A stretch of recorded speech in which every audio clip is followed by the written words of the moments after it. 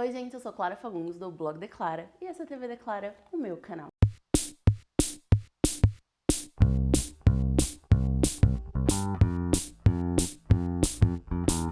No vídeo de hoje eu vou explicar o feminismo usando o BBB 2020 como exemplo. Eu separei 6 termos conhecidos dentro do feminismo para exemplificar com situações do BBB, já que muitas vezes a gente passa por elas, mas não tem câmeras, né? Então eu acho que é um ótimo exemplo como entender certas situações, certas táticas de manipulação, machismo, feminismo, sororidade e afins. Vou começar com 2 termos específicos e bem importantes, que são o feminismo e a sororidade.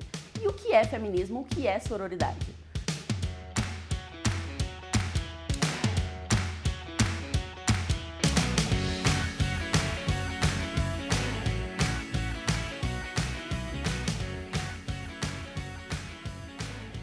Acho que os 2 temas entraram na casa muito juntos, que foi no caso das meninas Marcela e Gisele, contando para casa que tinham descoberto o plano de Addison e do Chernobyl de comprometer as mulheres que tinham um relacionamento fora de casa, se aproximando delas para queimar elas com o público. E por que essa situação é um exemplo de sororidade? Porque Marcela e Gisele não tinham como comprovar o que elas estavam falando. Elas correram o risco de sair de loucas, o que saíram, para contar essa verdade, para se unir com as mulheres da casa e para avisar as mulheres comprometidas da casa sobre esse plano. E, gente, aconteceu uma coisa linda. As mulheres se uniram, com uma exceção ou outra, e foram confrontar os caras. Não era sobre todas elas aquele plano, mas por sororidade, elas se sentiram indignadas que eles tratassem as mulheres da casa daquela forma. O segundo caso bem claro de sororidade dentro da casa foi quando Ivy, como líder, indicou Guilherme pro paredão por causa do relacionamento dele com Gabi. O relacionamento de Guilherme com Gabi teve várias implicações bem tóxicas na casa que muita gente debateu fora dela. E o fato é que Ivy, esqueci como chama, achou que esse contexto estava sendo muito tóxico para Gabi dentro da casa e, ignorando o choro de Gabi, ela apenas falou, não, esse cara precisa sair daqui porque ele tá fazendo mal a Gabi. Outro caso muito claro de sororidade foi quando Manu respondeu para Thiago que ia votar em Prior por sororidade, porque ela estava notando como o Prior se comportava com as mulheres da casa e ela achava que ele deveria sair por isso. O próximo termo sobre o qual eu vou falar é machismo. O que é machismo?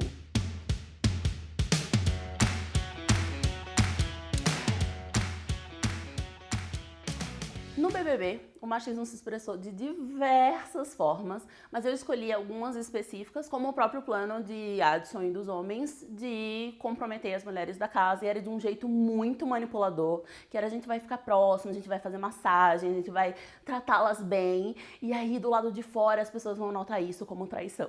Tipo assim, horrível. Outra situação muito clara de machismo na casa foi esse diálogo entre Lucas, Prior e Addison, em que eles estavam comentando sobre Mari, e um fala, o que ela foi fazer lá? O outro responde, foi dar pra Lucas, e daí Lucas responde, só não comi porque eu não tava com fome. Lembrando que este rapaz é comprometido do lado de fora da casa, já estava envolvido nessas polêmicas aí, então... Nossa, pra vocês já irem lembrando da associação de Prior com o machismo dentro da casa. 2 situações, 2 vezes em que Prior estava envolvido. Ele, inclusive, se denominou machista. Ele disse, eu sou machista mesmo, inclusive sou machista com a minha mãe. Então é algo que ele assume e fala normalmente e acha que está certo. Ainda falando sobre Prior, ele também chamou Manu de cantora de banheiro. Manu, obviamente, não é uma cantora de banheiro, ela tem uma carreira como cantora do lado de fora da casa, mas ela canta pra mulheres e por muito tempo ela cantou pra meninas adolescentes. Isso é um fato. Na nossa sociedade, as mulheres e as meninas, principalmente, têm pouco valor social. Então, o que é feito pra meninas é considerado bobo, tolo, fútil, ruim. E foi isso que Prior externalizou quando ele chamou Manu de cantora de banheiro. Então é tipo, cantora pra adolescente, não é cantora, entendeu? Mas ela é, obviamente ela é. Se fosse um homem cantando pra homens, ele dificilmente falaria isso. E o último caso de machismo dentro da casa, que eu vou usar como exemplo aqui, porque, meu Deus, tem muitos, foi a conversa de Babu com os rapazes explicando sobre feminismo. Não é que Babu foi machista. Na verdade, Babu agiu como alguém legal, como alguém que concorda com o movimento, concorda com a ideologia. Mas os homens pararam para ouvir. Em várias situações dentro da casa, as mulheres quiseram falar sobre feminismo, quiseram falar sobre sexismo, sobre o que elas passam, e os homens ignoraram, os homens fizeram piada, os homens diminuíram o que elas estavam falando. Mas quando o Babu falou, eles se calaram. Quantas vezes na nossa vida a gente falou exatamente a mesma coisa que um homem falou, e quando ele falou, ele foi ouvido? Se vocês lembram de situações específicas, deixem aqui embaixo, porque eu lembrei de várias. Eu fui vendo aquilo e falei, não. Ué, é a vida. O quarto termo que eu vou explicar aqui com exemplos do BBB é o gaslighting. O que é gaslighting?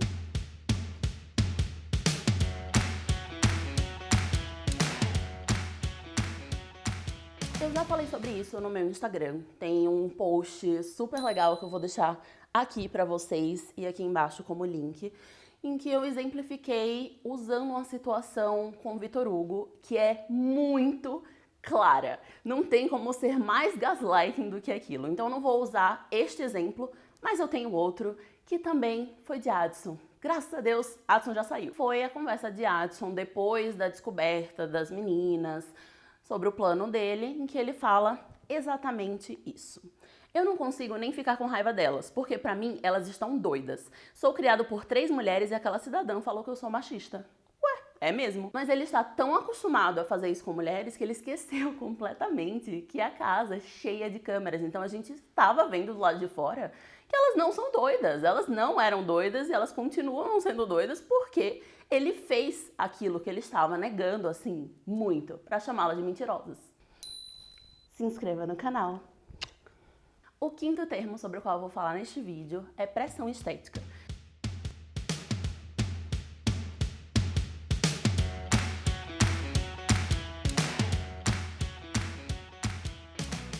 Eu já fiz um vídeo inteiro sobre pressão estética que eu vou deixar nos cards. Era pressão estética versus gordofobia, o que é uma, o que é outra. Eu fiz com o Todd Belstrade. Mas eu vou dar esse exemplo aqui usando o BBB. Pressão estética é algo que toda mulher sofre. Gorda, magra, negra, branca, indígena, de qualquer forma a mulher vai sofrer com pressão estética. Em contextos diferentes, em níveis diferentes, mas ela vai sofrer com isso. E dentro da casa, isso aconteceu algumas vezes, muito claramente, tanto vindo das próprias mulheres falarem sobre isso, quanto dos homens infligindo isso a elas. Então, Prior, por exemplo. Prior, comentando com os rapazes sobre as mulheres, falou que, nossa, Manu é magra demais e ela é a mais feinha da casa. Quem perguntou pra ele, primeiro. Daí, depois ele fala a mesma coisa sobre Mari. Nossa, Mari é magra demais. Aí, em outra situação, o Lucas fala, nossa, eu estou tão desesperado que eu pegaria até Fly. O Fly é o padrão. Ela tem o cabelo liso, longo, ela é magra, ela é torneada, mas ela não é branca. Vocês acham que o Lucas falaria isso sobre ela se ela fosse Marcela, que é loira e branca e afins? Eu acho que não. Então é mais um exemplo de pressão estética que muitas vezes se cruza ali no racismo. Em outro exemplo sobre pressão estética dentro da casa, temos Patrix, que comentou que não veio uma novinha gatinha. As mulheres da casa têm 25, 26, 27 anos, só 2 tinham mais de 30 anos e mesmo assim ali, na idade próxima dos homens. Como que Patrick está chamando essas mulheres de não novinhas e não gatinhas dentro da casa? Vamos deixar só um exemplo? Vamos deixar Patricks, as mulheres que entraram na casa, para vocês entenderem a pressão estética, a lógica dela, que é tipo assim, absurda. Patricks, meninas da casa. E também teve Marcela comentando sobre um momento em que ela estava pensando em ir ou não pro BBB, ela já estava longe no processo seletivo, quando ela pensou, nossa, vão me ver de ângulos ruins, vão ter várias fotos minhas no Google, no pior que há, porque eu vou estar sem maquiagem, tipo, espontaneamente, em todas as situações. E será que eu quero que minha imagem seja essa? Minha imagem, tipo, não editada? E no fim, ainda bem, ela decidiu que ela não ia deixar de viver essa experiência por causa de celulite. E ela fala especificamente isso e fica muito claro que ela está falando sobre pressão estética. Porque eu duvido que os homens tenham pensado exatamente isso. Eles podem ter passado por algum questionamento no caminho, mas eu acho que as mulheres se identificaram mais com esse contexto de pressão estética e de julgamento da imagem especificamente. E agora, o último termo sobre o qual eu vou falar nesse vídeo é socialização feminina.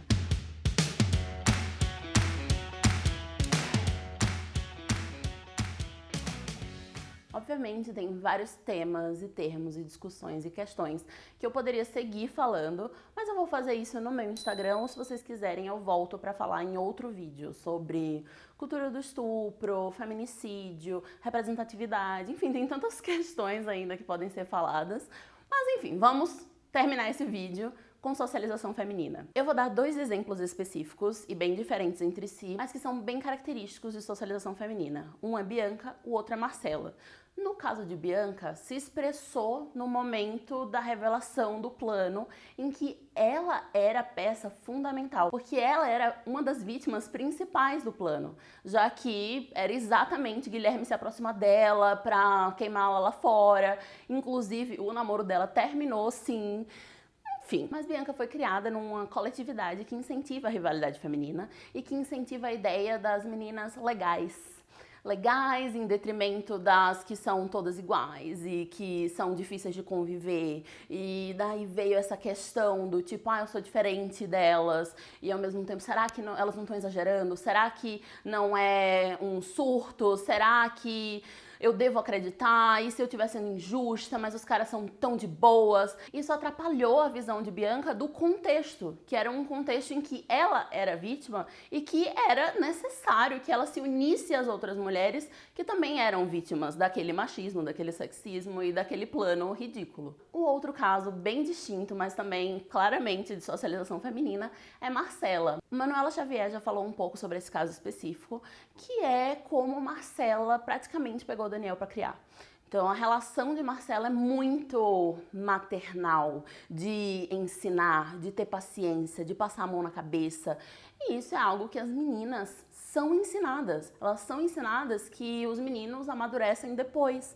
Que, não é que ele queria, entendeu? Não é que ele é mau. Não é que ele queria fazer o mal. É que ele não entendeu. Ninguém nunca explicou pra ele. Ele não sabia. Em compensação, quando uma menina de 15 anos, 16 anos faz uma besteira, comete um erro, é tipo, ela sabia. Nossa, ela é completamente sem noção. Que absurdo. E um menino de 25, às vezes 30 anos, ele não sabia, ele não entendia, ninguém explicou pra ele, ninguém tem paciência com ele. Não é querendo, é que ele foi ensinado a isso. E então Marcela tem essa coisa professoral de ter paciência com Daniel e dar uma chance pra Daniel, porque Daniel ainda não sabe das coisas da vida. Daniel é um homem feito. E esse foi o último termo do vídeo, mas agora eu quero deixar algumas indicações para quem quer entender um pouco mais sobre o feminismo. Primeiro eu vou indicar Simone de Beauvoir. Simone de Beauvoir é a porta de entrada para muita gente no feminismo por ter sido um grande marco. Ela fala sobre temas como o aborto, sobre a família, sobre a relação da mulher no trabalho, então ela é muito importante no feminismo, embora ela não tenha vários recortes. Porque ela era burguesa, branca, europeia, de classe média alta. Então, o feminismo dela é um feminismo muito, muito, muito branco, como é o caso do que a gente tem visto no BBB. Também tem sido um feminismo branco. Mas Simone de Beauvoir é um bom começo, é um ótimo começo. Ela fala sobre vários termos, ela fala sobre situações. Você se identifica com essa mulher que viveu em outro século muito, então ela é muito relevante até hoje. Mas é importante ler outras coisas completamente diferentes, como Outros Jeitos de Usar a Boca, de Rupi Kaur. Rupi Kaur faz poemas sobre situações, memórias e coisas com as quais você super se identifica e se reconhece e compreende que não são individuais.